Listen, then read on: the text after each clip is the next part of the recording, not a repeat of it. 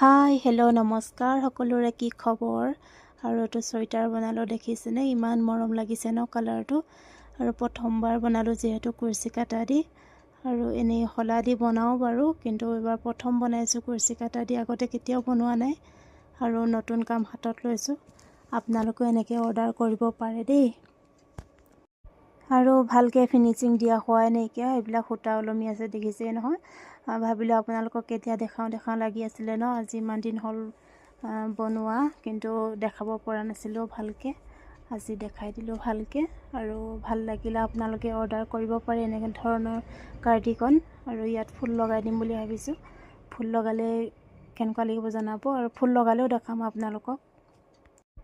সেইকাৰণে ভাবিছোঁ ভালকৈ দেখাই দিওঁ পিছ চাইডো দেখিছেনে ইমান ধুনীয়াকৈ ফিটিং হৈছে আৰু এনেকৈ লগা নাই যে হলৌ মলৌ টাইপৰ এনেকুৱা হোৱা নাই একদম ফিটিঙত আহি গৈছে আৰু ইয়াত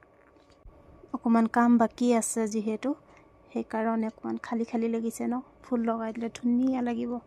আৰু কেনেকুৱা লাগিছে জনাব সকলোৰে এনেকুৱাবিলাক ট্ৰেণ্ডিঙত পূৰা চলি আছে ন ভাবিলোঁ ময়ো সেইকাৰণে বনায়ো অকণমান ঠাণ্ডা দিনকেইটা পিন্ধোঁ বুলি ভাবিলোঁ সেইকাৰণে বনাই দিলোঁ